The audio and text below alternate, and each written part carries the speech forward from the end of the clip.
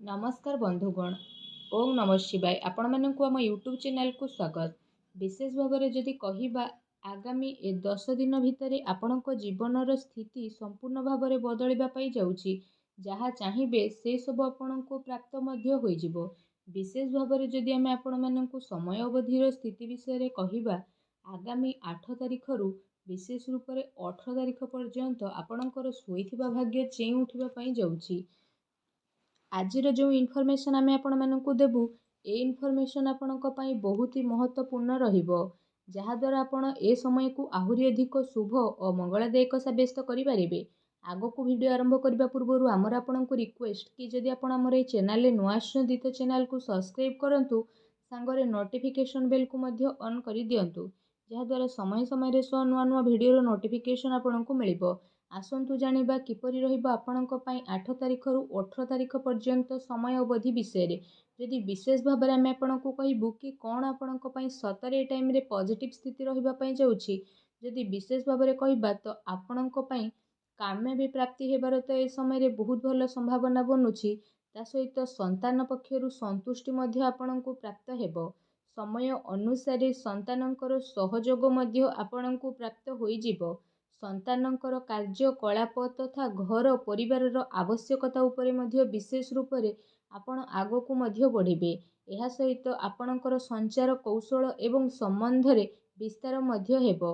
आउ आत्म प्रकृति आउ जीवन रे आपण बहुत किछि मध्य सीखी नेबे। ता सहित आपणकर किछि नुआ फ्रेंड्स बनिबे। आउ भविष्य हेतु आपण अनेक योजना मध्य बनिबे, जहाद्वारा आपण को सफलता मध्य प्राप्त हेबो। आउ लंबा टाइम रु अटकी थिबा आपणकर अनेक इच्छार मध्य विशेष रूप से पूर्ति हेबो। ता सहित जदि विशेष भाव में कहबा आपणक पई दूर यात्रा मध्य हेबो, जहाँ आपणक पई विशेष रूप से अति लाभदायक सिद्ध हेबो। एवं एहा द्वारा आपण को बहुत भल धन लाभर जोग बनुछि। ता सहित आपणकर मान सम्मान रे मध्य वृद्धि घटिबो।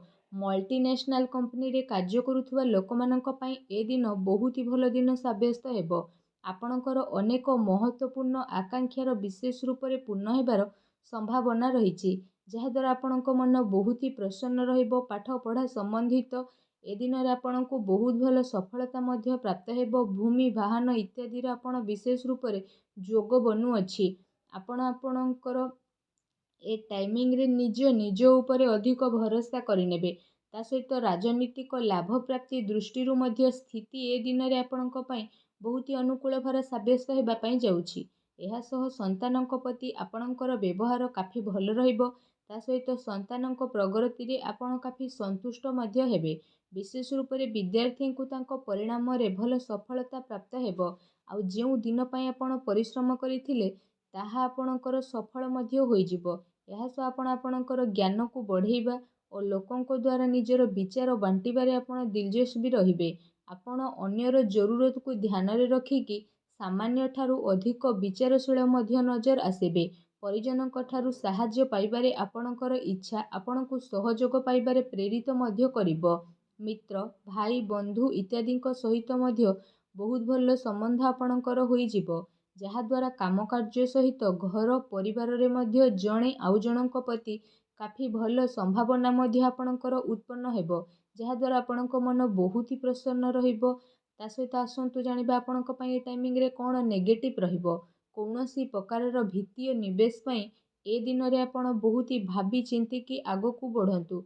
जदि ए सब क्षेत्र रे इनफॉरमेशन परामर्श नहीं कि आपण किछि काम करूछंती तो आपणक पई बहुत ही भल स्थिति रहिबो। ए दिन आपणक पई कौनसी अजଣା चिंतापूर्ण स्थिति मध्य विशेष रूप से उत्पन्न करि पारे, तेणु टिके सावधान रुहंतु। ता सहित आपणक आपणकर कार्य क्षेत्र रे टिके ध्यान देबार विशेष रूप से आवश्यकता रहिछि, कारण आपणक विरोध रे केही षडयंत्र मध्य करि पारंती, अर्थात आपणक विरोध रे केही चाल मध्य चलाई पारंती, जहा द्वारा आपणको मानहानि उठेबा पाई मध्य पड़ी पारे। निजर कार्य को आपण पूरा ईमानदारी सहित करंतु। काहाको भी एमिति मौका दियंतु नाही जहा द्वारा आपणको किछि प्रॉब्लम फेस करबा पाई पड़िबो। ऑफिस अथवा कार्यालय रे आपण आपणकर सहकर्मी को ऊपर आदु भरोसा करंतु नाही, कारण जदि एमिति आपण करूछंती तो सेमाने आपणको भरोसा ନାଜାୟଜ ଫାଇଦା ଉଠାଇବେ ଆଉ ଚୋରି ଛପିରେ ଆପଣଙ୍କୁ ନୋକସାନ ପହଞ୍ଚିବା ପାଇଁ ଚେଷ୍ଟା ମଧ୍ୟ କରିବେ। ଯେଉଁ କାରଣ ପାଇଁ ଅଫିସରେ ମଧ୍ୟ ଆପଣଙ୍କ ଇମେଜକୁ ନୋକସାନ ଉଠାଇବା ପାଇଁ ପଡ଼ିପାରେ, ତେଣୁ ଆପଣ ସାବଧାନ ରୁହନ୍ତୁ।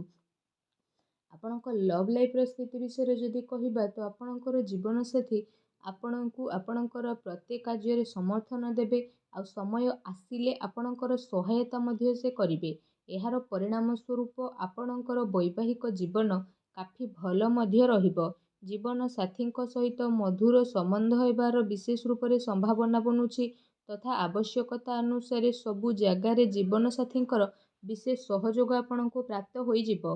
ସେଥିପାଇଁ ଜୀବନସାଥୀଙ୍କ ସହ ମଧୁର ସମ୍ବନ୍ଧ ବନେଇ ରଖିବାର ଆପଣଙ୍କ ପାଇଁ ବହୁତ ଭଲ ସ୍ଥିତି ରହିଛି। ଏହା ସହିତ ଆପଣଙ୍କୁ ଏ କଥାର ମଧ୍ୟ ଧ୍ୟାନ ରଖିବାକୁ ପଡ଼ିବ କି ପ୍ରେମ ଆଉ ସମ୍ପର୍କ ନିଜପଣ ଏସବୁରେ ଚାଲିକି ଆପଣ ଆଗକୁ ବଢ଼ନ୍ତୁ। ଏହା ସହିତ କୌଣସି ସମ୍ପର୍କରେ ଆପଣ କଟୁତା ଆଣନ୍ତୁ ନାହିଁ। ବିନ୍ଦାସ ହୋଇକି ସବୁ କାମ କରନ୍ତୁ। ଏ ଦିନ ଆପଣଙ୍କ ପ୍ରେମ ଜୀବନ ପାଇଁ ବିଶେଷ ରୂପରେ ବହୁତ ହି ଭଲ ଦିନ ରହିବ। ଯେଉଁ ଦିନର ଅପେକ୍ଷା ଥିଲା ସେ ଦିନ ଏବେ ଆରମ୍ଭ ହେବା ପାଇଁ ଯାଉଛି। ତା ସହିତ ଯଦି ବ୍ୟବସାୟ କ୍ୟାରିୟର ବିଷୟରେ ସ୍ଥିତି ବିଷୟରେ କହିବା ତ ବ୍ୟବସାୟ କ୍ୟାରିୟର ପାଇଁ ସ୍ଥିତି ଆପଣଙ୍କ ପାଇଁ ବହୁତ ହି ଶୁଭ ଫଳଦାୟୀ ରହିବ। ବ୍ୟାପାର ଧନ୍ଦା ଆପଣଙ୍କର ଭଲରେ ଚାଲିବ ଏବଂ ଆର୍ଥିକ ସ୍ଥିତି କାଫି ମଜବୁତ ମଧ୍ୟ ରହିବ।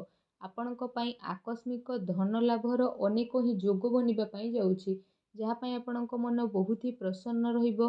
ତା ସହିତ ଆପଣଙ୍କୁ ଆପଣଙ୍କର କାର୍ଯ୍ୟରୁ ବିଶେଷ ରୂପରେ ବହୁତ ଭଲ ଲାଭ ମଧ୍ୟ ମିଳିବ।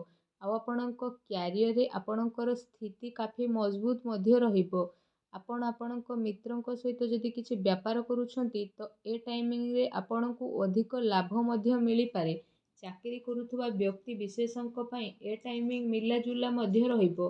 ବିଦ୍ୟାର୍ଥୀଙ୍କ ପାଇଁ ଏ ସମୟ ବହୁତ ହି ଭଲ ରହିବ। ତା ସହିତ ଯଦି ଆପଣଙ୍କ ସ୍ୱାସ୍ଥ୍ୟର ସ୍ଥିତି ବିଷୟରେ ଆମେ ଆଲୋଚନା କରିବା ତ ଘରେ କେତେ ସାରା ଗ୍ରହଙ୍କର ଜ୍ୟୋତି ଆପଣଙ୍କ ସ୍ୱାସ୍ଥ୍ୟକୁ ଟିକେ ପ୍ରଭାବିତ କରିପାରେ। ସେଥିପାଇଁ ଗୋଟେ ନିୟମିତ ଓ ଭଲ ଦିନଚର୍ଯ୍ୟାର ଆପଣ ପାଳନ କରିବା ପାଇଁ ଚେଷ୍ଟା କରନ୍ତୁ। ସେଥିପାଇଁ ଆପଣ ଆପଣଙ୍କ ଖାଦ୍ୟପେୟ ଉପରେ ଧ୍ୟାନ ରଖନ୍ତୁ। ଏହା ସହ ନିଜ ସ୍ୱାସ୍ଥ୍ୟକୁ ଆହୁରି ଅଧିକ ଭଲ ରଖିବା ପାଇଁ ଆପଣ ପ୍ରତ୍ୟେକ ଦିନ ଯୋଗ କରନ୍ତୁ, ବ୍ୟାୟାମ କରନ୍ତୁ ଏବଂ ସୁସ୍ଥ ରୁହନ୍ତୁ। ଆସନ୍ତୁ ଜାଣିବା ଏ ଟାଇମିଂରେ ଆପଣଙ୍କ ପାଇଁ କ'ଣ ବିଶେଷ ଉପାୟ ରହିଛି। ଆପଣ ସ୍ନାନ ଆଦି କରିସାରିବା ପରେ ଭଗବାନ ସୂର୍ଯ୍ୟଦେବଙ୍କୁ ତମ୍ବାର ଢାଳରେ ଜଳାର୍ଘ୍ୟ ଅର୍ପଣ କରନ୍ତୁ। ତା ସହିତ ଆପଣ ହନୁମାନ ଚାଳିଶାର ପାଠ କରନ୍ତୁ। ଏହା ସହିତ କଳା ଘୋଡ଼ାର ନାଲକୁ ନେଇକି ଆପଣ ଆପଣଙ୍କ ମଧ୍ୟ ଆଙ୍ଗୁଠିରେ ଧାରଣ କରନ୍ତୁ। ଏହାଦ୍ୱାରା ଭଗବାନ ଶନିଦେବଙ୍କ ଆଶୀର୍ବାଦରୁ ଆପଣଙ୍କୁ ଶୀଘ୍ର ହିଁ ଶୁଭ ଫଳ ପ୍ରାପ୍ତ ହେବ ଆଉ ଆପଣଙ୍କର ସବୁ କାର୍ଯ୍ୟ ବହୁତ ହିଁ ଆସାନୀରେ ମଧ୍ୟ ବନିଯିବ। ତ ଆପଣ ଏ ଉପାୟକୁ ନିହାତି ଭାବରେ କରନ୍ତୁ। ଆପଣଙ୍କୁ ଅବଶ୍ୟ ହିଁ ବିଶେଷ ଭାବରେ ଲାଭ ପ୍ରାପ୍ତ ହେବ। ଭଗବାନ ଶନିଦେବଙ୍କର ଆପଣଙ୍କୁ ଆଶୀର୍ବାଦ ପ୍ରାପ୍ତ ହେଉ। ସଚ୍ଚା କମେଣ୍ଟ ବକ୍ସରେ ଜୟ ଶନିଦେବ ବୋଲି ଅବଶ୍ୟ ଲେଖନ୍ତୁ। ଆଉ ଭିଡ଼ିଓକୁ ଲାଇକ୍ ଏବଂ ସେୟାର କରିବା ପାଇଁ ଆପଣ ଆଦୌ ବି ଭୁଲନ୍ତୁ ନାହିଁ। ଧନ୍ୟବାଦ।